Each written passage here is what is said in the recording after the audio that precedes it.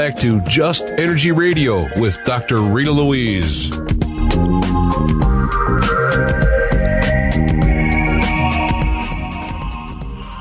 Hello and welcome back to Just Energy Radio. I'm your host, Dr. Rita Louise, and thank you all for staying tuned to this hour of the show. Just Energy Radio is brought to you by the Institute of Applied Energetics. That's www.appliedenergeticsinstitute.com, as well as soulhealer.com, where you can find out about all the products and services I offer, including medical intuition evaluations, energy healings, or psychic readings. So please do go check out the website, sign up for our newsletter, or if you listen to the show on YouTube, please do subscribe to our YouTube channel and show your support.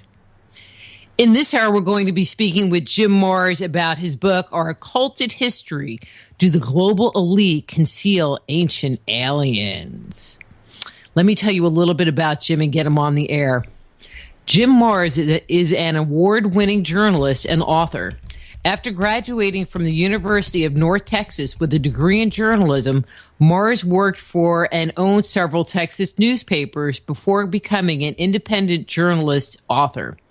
MARRS is the author of the New York Times bestseller Crossfire, The Plot That Killed Kennedy, the basis for the Oliver Stone film JFK, and Ruled by Secrecy. His in-depth interview of the UFO phenomena, Alien Agenda, is the best-selling nonfiction book on UFOs in the world, having been translated into several foreign languages. He is a frequent guest on several nationwide radio shows, talk show programs, and television programs. A person everyone knows, Jim MARRS. So please welcome to Just Energy Radio, Jim MARRS. Hey, Jim, how are you doing? Well, I'm doing pretty tolerable there, Dr. Rita. Thanks a lot. Doing great. Just tolerable. Oh, okay. It's not great, but it's better than the alternative. Okay, I hear that. So we're going to talk about your book, but I have a follow-up question for you from when you were on the last time, and I think we were talking about your $1 trillion conspiracy book, because this has not left my mind. And I haven't had an opportunity to chit-chat with you. And I'm like, well, I got you on air, and I think it would be interesting for the listeners. Well, as we say in the JFK assassination research community, shoot. Oh, you're on a roll tonight. I can tell. But one of the things that you, and I'm going to say stated, but I'm totally paraphrasing this, and I don't exactly remember the context. And I don't know what I'm talking about, but I'm throwing it out there anyway.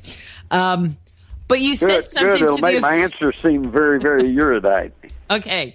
But you said something to the effect that inflation wasn't going to occur in our future because of the value of the dollar, but because of scarcity. And with all the issues going on the planet right now, for example, the drought conditions in California and around the world, do you see this still happening? And at what scale? Oh, yes. In fact, I'll tell you one of the points that's pointing to that. They're trying to slip through on us without everybody really noticing what's happening, is this Trans-Pacific Partnership that's being fast-tracked through Congress, and pushed along by President Obama. That nobody really, except some of the major multinational corporations, have really had a chance to study or vote on or figure out what's in it, and it's going to bring even more and tighter control over all kinds of things, including food supplies, under these giant multinational corporations. It's kind of NAFTA on steroids, and but nobody much seems to be talking about it, particularly the corporate media. And can you explain what the impact would be? I would assume that there would be free trade going around, except, of course, we would let everybody have our stuff for free, and then we would have to pay taxes on everything that they have. Right. There's that. Plus, it's going to give the multinational corporations, the big guys, more and more clout, as if they need more. I mean, the Supreme Court's already said that they can be counted like individuals and can give all the campaign money that they want to with no particular record of who's getting it and how much. So, this oligarchy that we're putting into place is just getting more and more solidified. Would that mean that these corporations would be able to, and I'm going to say, divert their goods to places that they want them to go? And so if they're not liking the United States for some reason, they would just send their stuff to China or send it to Russia or wherever they felt like it, kind of thing? Well, they're already tilting the balance to where, the United States is no longer a manufacturing country. We're a consumer country, and China and other places where they essentially have slave labor and cheap labor, then they're getting all the work, and the corporations are moving offshore, but they're making sure that they get to keep all their tax loopholes here in this country. It's not doing the American public any particular good. And when they get this thing all tied up, it'll probably mean increases in the cost of goods and services. Okay, so there's that part. And the reason I'm asking, there's all of this drought stuff that happened, and then they were killing cows and pigs, and the almond orchards weren't producing, and there wasn't. I mean, it just seemed like just the drought, just taking that one little piece, means that next year, the food supply in the United States is going to be really limited, or much more limited than it has been in the past as well. Well, there's a lot of problems going on that are not being talked about in the media. They'd rather talk about Ferguson or the latest celebrity news. Fukushima is still gushing on radiation. The Pacific is becoming a dead sea. The oil spill in the Gulf has never completely been cleaned up or even stopped. They're still spraying Corexit down there and dumping all that oil down towards the bottom of the Caribbean, and it's becoming the Gulf of Mexico, and it's becoming a dead body of water too, pretty much like the Mediterranean.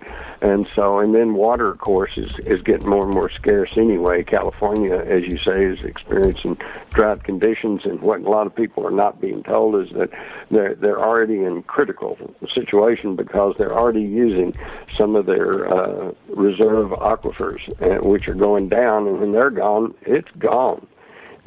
So I mean, we got a lot of things going on, and unfortunately, it's not really being discussed in the corporate mainstream media.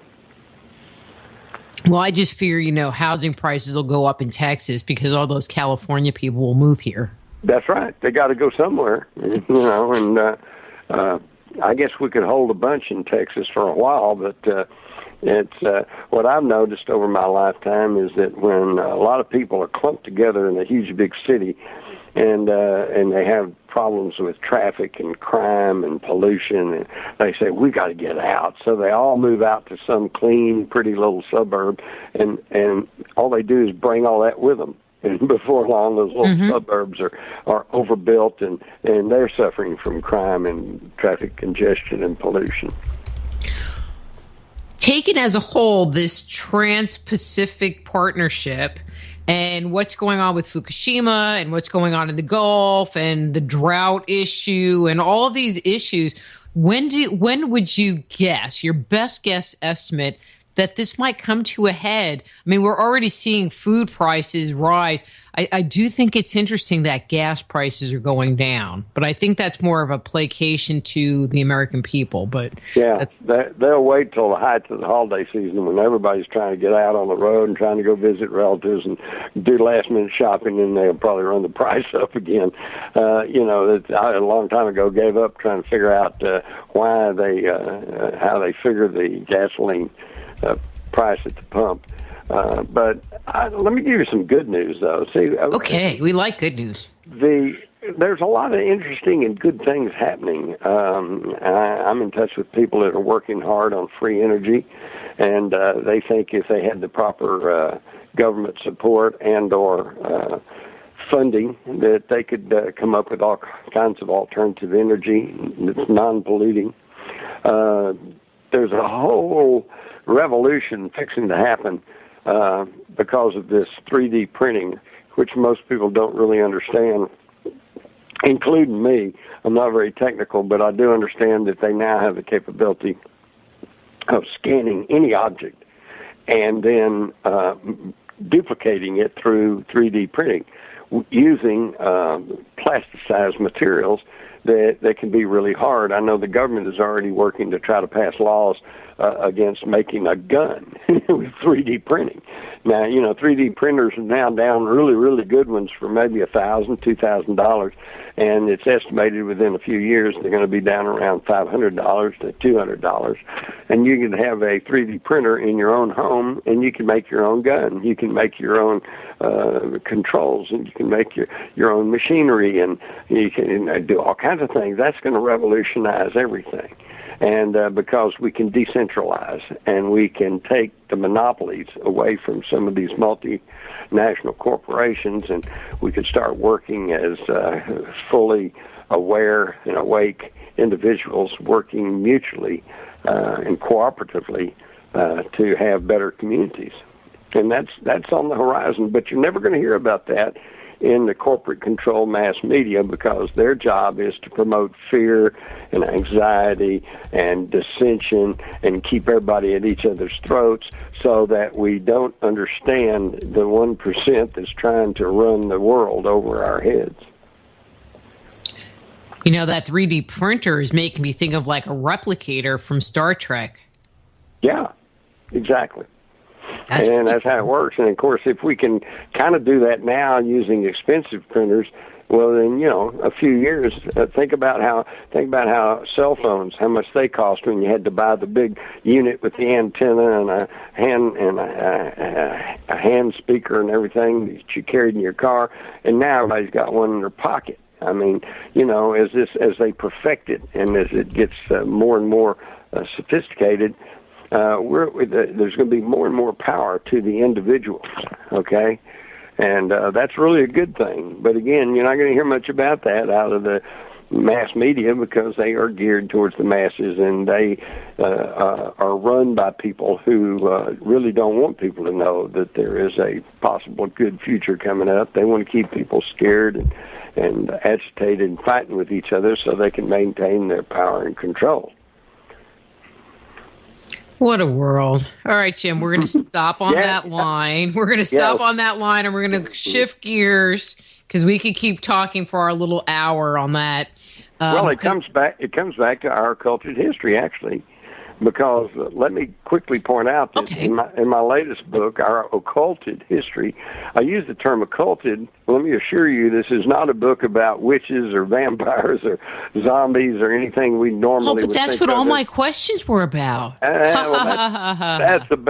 People normally associate that with the word occult. No, in occulted, I use it in the astronomical sense, okay? When the moon eclipses the sun, it's called an occultation, and it simply means that it hides or masks the sun. So when I say our occulted history, I'm basically saying this is about our history that has been hidden from us.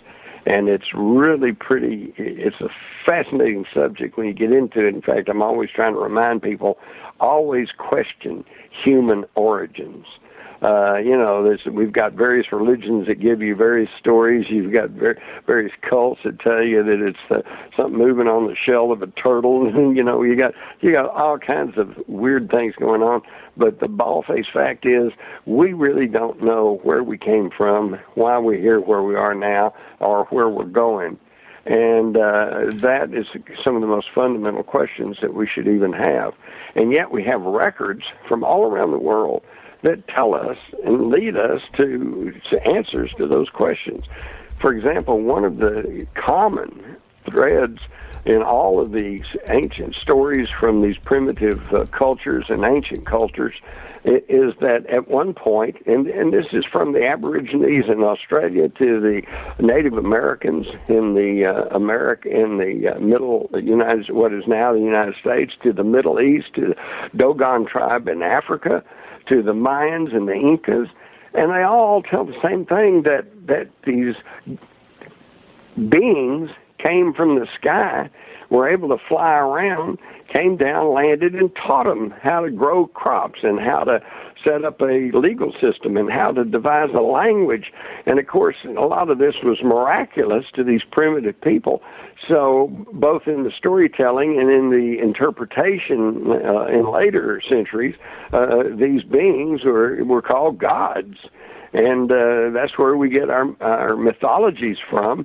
And yet, if you really check, you find that almost all those mythologies come back to some really basic personality traits and characterizations that actually show they're probably all talking about the same personalities, the same people. For example, in the ancient Sumerian mythology, the god who was in charge of the earth was Enlil. In the Egyptian mythology, same characteristics, but his name was Set. In the Greek mythologies, it was Zeus, and in the Roman, it was Jupiter. But it appears like they're all referring to the same entity. It's just that the name changed due to the language changes. Isn't that interesting? Well, I'm just going to say amen, because I have been on that bandwagon for 2 years, and people look at me like, no, they're not. It's like, yes, they are. Do you want my list of stuff? Just because you're taught something doesn't necessarily mean it's correct. But like the warrior god, in the Sumerian is Marduk, in the Egyptian it's Horus, in the Greek he's Ares, and in the Roman he's Mars. But nevertheless, basically, we're talking about the same characteristics, so is it possible that they're talking about the same entity who came here, in the words of the cuneiform tablets of the ancient Sumerians, the Anunnaki, which translates those who came from the heavens and landed on the earth. Do you think, now I have my personal opinion, I'd like to hear yours, that the Anunnaki was the only group? Or do you think that there were multiple groups and it just so happens that the Sumerians refer to either these sky people as the Anunnaki or just a segment of the extraterrestrials that have come to the earth and interacted with humanity? That's a really good question. And I personally think that I think there were several species. And it depends on who they interacted with. This is the Sumerians, the people there in the triangle, the Tigris-Euphrates Valley. They thought of them as the Anunnaki. The Dogon tribe, said they were somebody else. I believe it was the Mayans who had the Kukla. Quetzalcoatl, yeah, I can never say that one. I can't never pronounce them, but you know what I'm talking about. So they're all the concepts are the same. The names changed because of the various languages. My personal opinion is there's several species that have interacted on the earth, and it just kind of depends on who they were interacting with that described them sometimes in slightly different ways. Although it is also entirely possible that at one time the Anunnaki was one race that was interacting with the earth, but according to their own records, they were, of course, tinkering with the genetics of earth primitives, and this is how they, according to their own writings in the Sumerian tablets, they said this is how they were able to come up with a hybrid that was a worker race for them. And this might also answer the age-old question of where is the missing link between Neanderthal and Cro-Magnon or modern man, which scientists now tell us were two separate species and could not interbreed. So wait a minute, if there's no link there, then how did we jump from Neanderthal to Cro-Magnon? And the answer may be because our DNA was tweaked by these Anunnaki. And for those who are saying, "Oh, Mars trying to say that God's really an alien," well, no, because interestingly enough, in their ancient tablets, the Anunnaki themselves had theological arguments and saying this it's not right for us to create anything. Only the creative energy of God can do that. So they, number one, that's interesting to think that they themselves thought in terms of a creative force that they saw as a god, and their science officers simply argued that by tinkering with the DNA of the Earth primitives and changing them from Neanderthal to Cro-Magnon, that they weren't creating anything. Only God can create, but they were simply improving the breed, which is exactly what humans have done all through history with animals and sheep and, cows, dogs, cats. We interbreed them and we breed them biologically for mutations and to alter and to improve the breed. Well, that's what they did with us, but they did it by tampering with the DNA. I know for a bunch of gods, they were anything but kind and omnipotent. Well, some were and some weren't. They were just like, as a group, these gods were just like a group of people, Some of them were good, some of them were kind of evil, some of them felt kindly towards humanity, and others felt, antagonistic towards us. And it's just pretty much the same thing. You can even go to the animal kingdom, and you could have a litter of puppies, and one's friendly and nice, and then the other one is skitterish and aggressive. It's the difference in the individuals. Yeah, that's a good point. Good point. That's why the Old Testament gets very confusing, because on the one hand, we're told that the Israelites Bible because the myth line that is in the Bible parallels everybody else. It's undeniable, the same storyline, with one exception. In the Bible, you can only have one God. Right. You can't have multiple gods, and so there was someone with a 5-gallon bucket of white out, and they were just like, all right, take his name out. All right, now it's Yahweh. And they had to take out half the stories because you can't have gods fighting with each other if there's only one. That's right. And yet they slipped up occasionally, like back in Genesis when they're talking about the Tower of Babel. They quote the monotheistic God is saying, let us go down and let us do this, Well, wait a minute. Is that the royal queen's we? We are not amused? Or were they talking about a council of these Anunnaki who the humans mistakenly were interpreting as gods?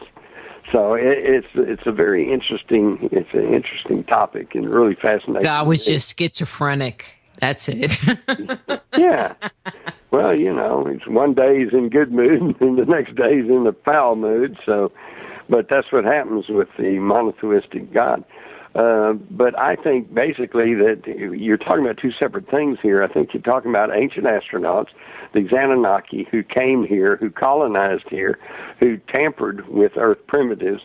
This was a materialistic reality that was taking place on the physical plane, okay? And yet, superimposed over all of that was the energy that energizes the entire universe. And at some point, even many scientists are now coming to understand that there was a creative energy force to begin with that gave order and rhyme and reason to the universe, that was a creative energy force that pretty well fits the definition of what we would think of as a god. But if that's the case, then now we get into the New Age type thinking, which is that we're all connected energetically, right? I think you would support that. I would. Yeah, and so we're all just facets of this energy, sentient energy package that collectively could be called God. In fact, we see this reflected in our own technology. In your computer, you have what they call bytes and bits, just little bits of electrical, magnetic energy. And individually, they don't count for much. But when you put them all together and you have billions of them, then you get artificial intelligence. and you get a machine that's capable of doing mathematics and of solving problems and on like that. So you just, so I think that we can see that it's the combination of all these little bits of energy that create the artificial intelligence in our computer.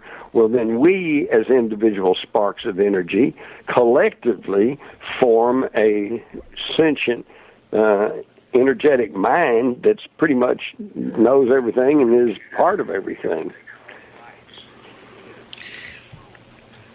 Pretty well fits the definition of God. Well, and I like that example, and I might steal it. I don't know. I'll have to think about that. Go ahead. But that is a really good example. I probably stole it from somebody. But it's true, isn't it? But I think people can wrap their mind around it, because I've always heard it referred to as like the rays of the sun or the points off of a star. The drops of water that collectively form the ocean, But I've always had a hard time correlating the ocean with a sentient, mind. But with the computer, it does kind of put it in perspective, because we are all the bits. We are all individual bits that collectively form the conscious universal mind. Well, I'm sorry, they keep talking to me about network issues, and it's just like, stop bugging me, guys. Deal with it. Trying to deal with God here. I'm dealing with God. Oh wait, Jim Marrs, that's godlike. But let's shift gears here. What are your thoughts on the possibility that the moon is hollow, or that other planets or celestial bodies are hollow and housing ETs? Well, for one thing, if you look at the moon called Iapetus, Iapetus, it's a moon of Saturn, and it's really incredible because, number one, it has a swirling two-tone coloration, a very distinct dark side and a light side that kind of swirls in an S, and looks for all the world like the famous yin-yang Chinese symbol. In fact, it's been called the yin-yang moon, and even better than that, there appears to be a ridge, a mountain ridge, right around the equator of Iapetus, that like sections the thing off from one side to another, and then this huge crater up on one side, and it looks for all the world like the Death Star in Star Wars. And this is just one of the moons of our solar system that some people have suspected may be an unnatural object. But then when you get to the moon, our own moon, the idea that it's hollow, on November the 20th, 1969, Apollo 12 sent their lunar module, ascent stage, dropped it off, and it went crashing back onto the surface of the moon. And it created an artificial moonquake. And the officials at NASA said that ultra-sensitive seismic equipment that had been left on the moon showed that when this thing crashed into the moon, the moon reverberated like a bell for hours, which could only be possible if it was like hollow. We also know that the center of gravity, thanks to ground-penetrating radar, is off center on the moon. It's about 2 miles off true center, which means that if you have a center in the ball, it's off center, and then ball is not going to roll straight across the floor. It's going to wobble all around. So the moon should be wobbling around in its orbit around the Earth, and yet it's in a near perfect circular orbit right around the equator and stationary, with one side always facing the Earth, which is pretty much impossible for a natural object. And the only way that you could actually explain how that could be, and by the way, it just happens to be the correct distance from the Earth, that when there is a solar eclipse, it completely covers the corona of the sun, perfectly. So it's at a perfect distance there to cover the sun during the eclipse. Now, the only way you can explain it being in such an orbit is that some intelligent force parked it there, you know. But then, of course, this shows our circular thinking, because we all know there's no such thing as aliens, but we know the moon's been there as far back as we know, and we know we didn't put it up there, so we just won't talk about that. And they don't. Well, and that was something that I was thinking about. If these celestial bodies were put into place by extraterrestrials, it was long, long before our current history. Right. We know that from mythology and even from the Bible, you know, it says God put the sun, the moon, and the stars in place. Mm-hmm. And so is it possible that that is referring to them putting these planetoids in their proper location, or in the location we see them today? Well, there are certain ancient records that tell of a time when there was no moon in the sky. Okay, and I haven't found that one. Yeah. Well, it tells that they put them in the sky, but I don't know that I found any that said that there wasn't one in the sky. I think I wrote about that in our occulted history. It'd take me some time here to go dig that up. But meanwhile, I'll give you my own. Go ahead. Well, I'll give you my own personal story. I once had the opportunity to sit down and talk with Dr. Edgar Mitchell, the sixth man to walk on the moon. Mm-hmm. And I just asked him point blank. I said, you know, Dr. Mitchell, what do you feel about the idea that the moon is hollow? Well, he starts kind of laughing. Oh, he says, the moon's not hollow. But then he continued and he said, of course, we do know that the heavier materials are on the outside and the softer materials on the inside, which is kind of strange. And he said, actually, what we scientists think is that there may be giant caverns inside the moon. Well, you know, here's an astronaut hero who's been to the moon. I didn't want to get in his face, but I'm sitting there thinking, well, now, wait a minute, hollow moon, giant caverns in the moon? What's the difference?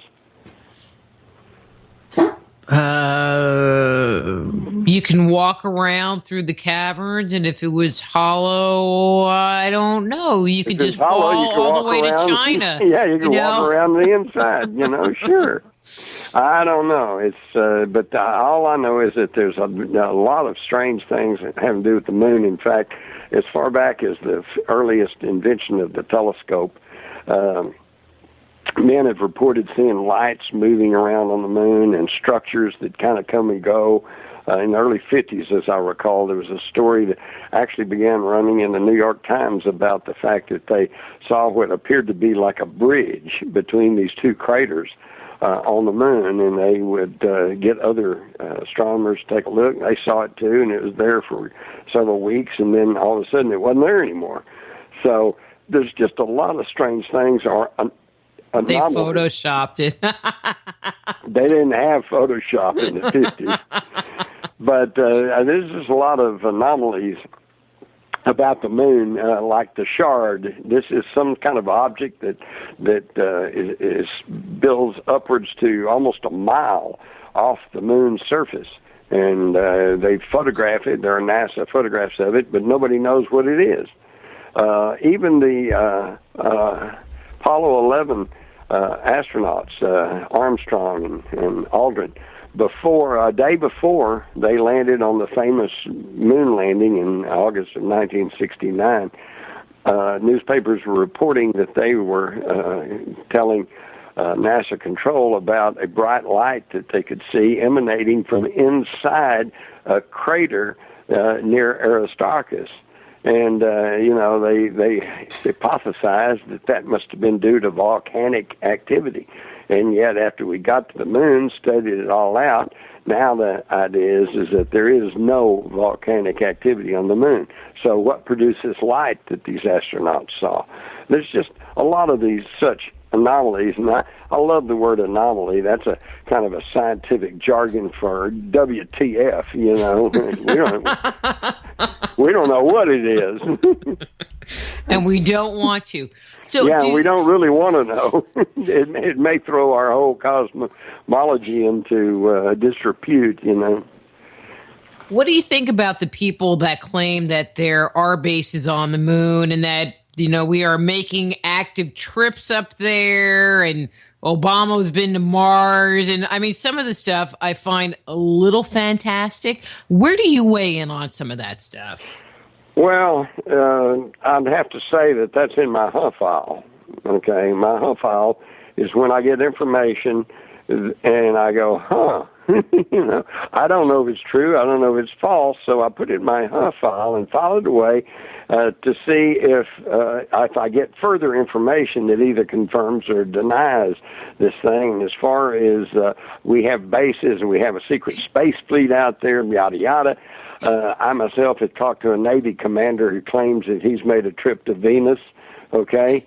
And happen to know, and of course, you've got the experience of that guy who hacked into the Pentagon computers, McKinnon, who is still hiding out over in England, you know, because they want to bring him back over here and put him in prison for life because he hacked into the Pentagon computers, Gary McKinnon, and yet the Pentagon admits that he didn't do any damage, and McKinnon said he was simply looking for proof of the existence of UFOs, and what he found was our secret space fleet, the names of ships, the names of officers and personnel that are up there manning them. And now, whether there's any reality to that, I don't know, but it's interesting that they're trying to extradite McKinnon and put him away in prison, even though by their own admission he didn't do any harm to anybody. And if all that's just hogwash and there's no such thing as our secret space fleet, then why are they so hot to extradite him and put him in prison?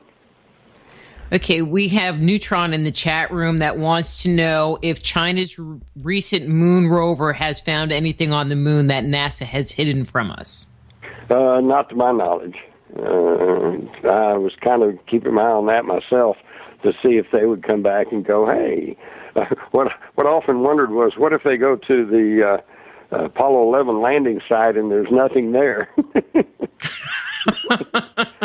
But frankly, I haven't heard it. Well, I haven't heard anything, so I don't know. That doesn't mean they haven't found anything. It may mean that we're not being told about that too. But as at this point, I'm not sure that they found anything. But you know, that's kind of an interesting little point you brought up. Has anybody looked at the photos to see if our space debris and our garbage that we left on the moon is there? Good question. You know, because there's the whole controversy. Did we go there in the first place? Exactly. Well, I know that they have bounced signals off of a repeater on the moon and gotten it back. And they say this is proof that the signals on Apollo 11 and the other Apollo missions actually came from the moon. But then when I talk to scientific people, they remind me that all you had to do was put a repeater, broadcast transmitter on the moon, and it would bounce back whatever you send it. And so you could always send messages back to the Earth saying, here we are, we've landed, and it would indeed be coming from the moon, but it would have originated on Earth. I don't know. There's just some questions there. I personally feel like at some point we did go to the moon, although there is an increasing debate over how we were able to go and navigate through hundreds of miles of the Van Allen radiation belt without any serious consequences. And one of the theories is that we never left low Earth orbit.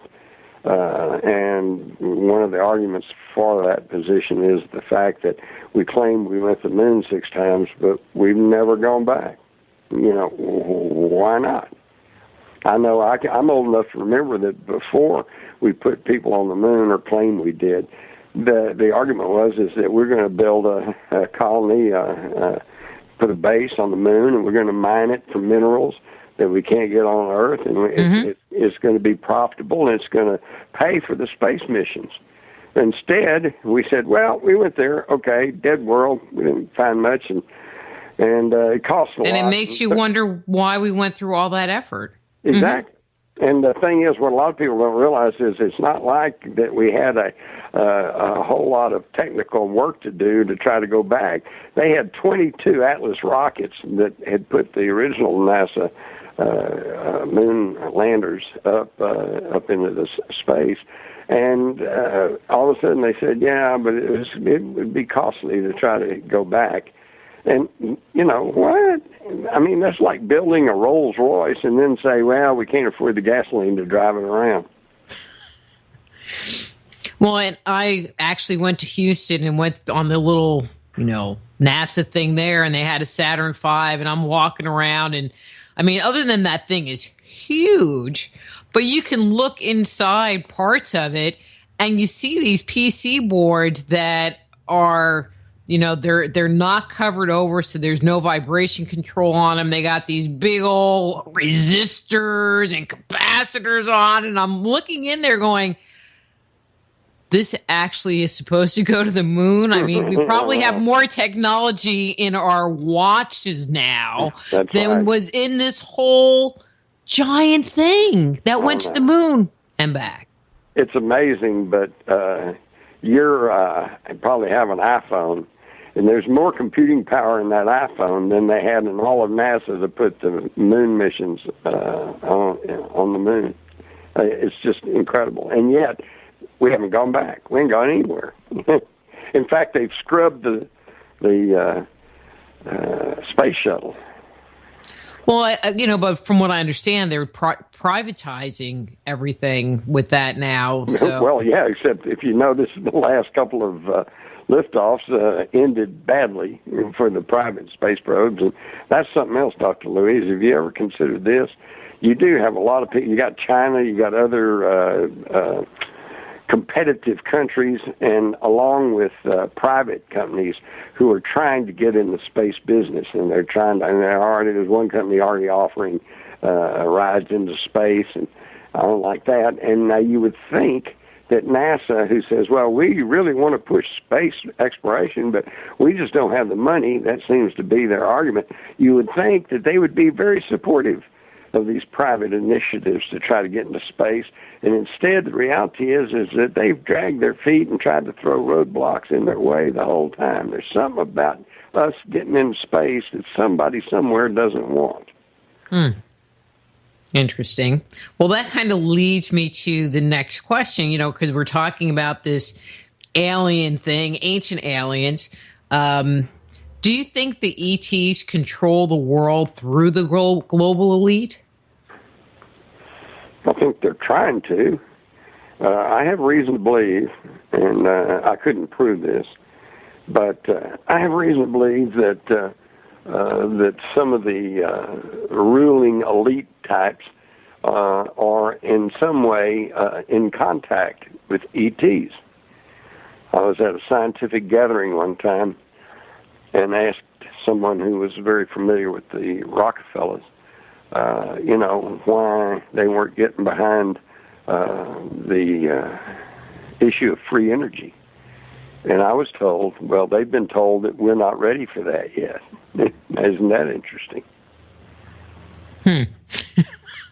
I guess they weren't going to, like, go into that a little bit more. No, well, no. Didn't want to talk about that much.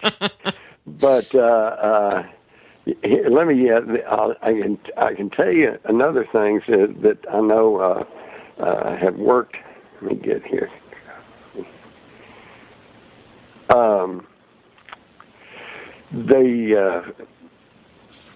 There was a former Canadian Minister of Defense, Paul Hellyer, who has stated that there have been different alien species visiting the Earth for thousands of years, and that some can even pass for human. He also said that alien technology has been provided and has produced such things as LED lights, microchips, Kevlar vests, night vision, things like that. Again, Dr. Edgar Mitchell, sixth man to walk on the moon, has publicly stated that non-humans have visited the Earth and provided technologies. But also here recently, we've got Karen Hughes, that's a former senior counsel for the World Bank, And she said that there are forces fighting the corruption in the world today, and that there are forces that have been totally co-opted, and the way that they act is treasonous to the people in certain countries. And she said the group that's one of the groups of these is hominoids, but they're not human beings. She said they're very smart, but they're not very creative. They're mathematical. And she said they had a much stronger force in the earlier ice age. They have elongated skulls. They may produce offspring by mating with human females, but that offspring is not fertile. And she says, we live in a world of secret societies and secrets and information that ought to be public, and it's not being made public. Now, this is a former senior attorney for the World Bank. Now, if that's not enough to get you pondering these things, I would point you to Christine Fitzgerald, who was a personal confidant of the late Princess Diana for about 9 years. And in a taped interview, this Christine Fitzgerald claims that Diana told her that the royal family of England is actually extraterrestrials who are reptilian. They're not human, she said Diana told her. Now, whether all that's true or not, it's fascinating that people in these positions of knowledge and information are saying these things and apparently believe that it is true. That's kind of weird. That's pretty weird. What is their agenda? Any thoughts on what that would be? Well, let's put it this way. Let's say you and I were space travelers, and we crash landed on a planet, and there was about 6 billion apes there. See, so all of a sudden we're Charlton Heston and on the planet of the apes. You don't want to, we know where we came from, and we know that we are a little cut above the apes, and so we're not going to be content just to be one of the apes. And yet we also know that even though we have advanced technology, we cannot physically control 8 billion apes. So how do you? But you don't want to be just another ape. You want to run the planet of the apes. And how are you going to do that? If you can't physically control them. Well, you're going to have to do it through secrecy, deceit, okay? And you keep the apes fighting with each other, and then they can't turn on you. And I think that's what we see happening here on the Earth. It sounds like what you're saying is that there's really a numbers game. There's too many of us, not enough of them. And so instead of coming in and taking control over what's going on, they're having to do it through the back channels because they just don't have enough people to deal with everybody that's here. That's true. And how do they do that? They're fear-mongering. They keep us off balance and fighting with each other, man against woman, homosexual against heterosexual, black against white, red against yellow, Christian versus Muslim, Jew versus Buddhist, whatever. Just anything just to keep us fighting with each other so that we can't see this 1% that's trying to rule over us. And that's why in my book, Our Cultured History, with I think a very pertinent question for today, which is, we all know they are trying to do things to us and run the show and rule over us, and it's time we start asking, are they even us? Well, I guess not. I mean, because they're they, and we're us. Right. That's right. That's right. What do you think it's going to take to have them drop the curtain, and for the truth to come out? Well, that's why it's so important to keep the freedom and integrity of the Internet open. They've already gotten control over the mass media. About 5 corporations, multinational corporations, now control everything we see and hear. And that's not just news. That's movies and satellite and cable and music and billboards and magazines and newspapers, all controlled by one of 6 corporations who have interlocking directorships and ownership. So just a handful of people control everything we see and hear.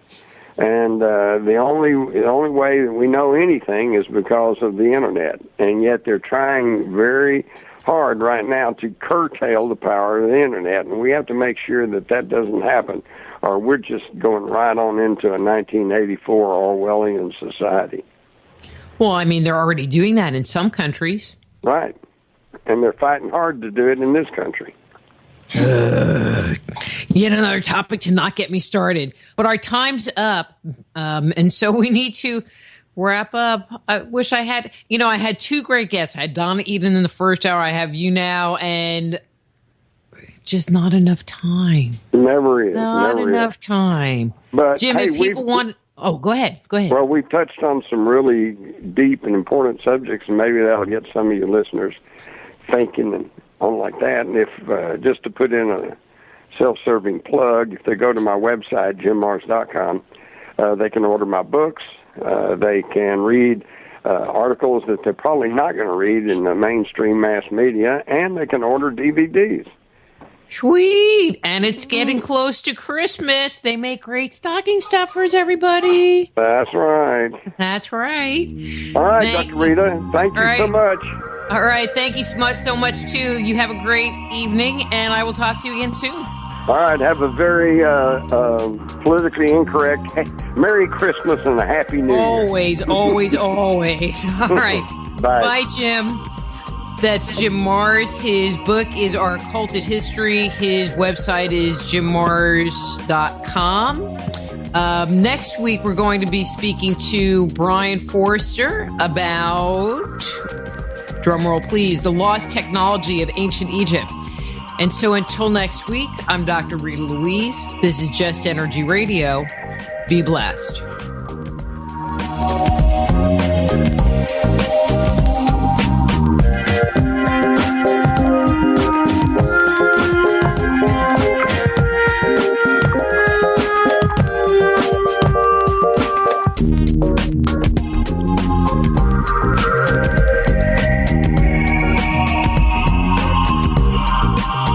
Join host Dr. Rita Louise each week at this time for Just Energy Radio. Point your browser to www.justenergyradio.com for more show information and to contact Dr. Rita.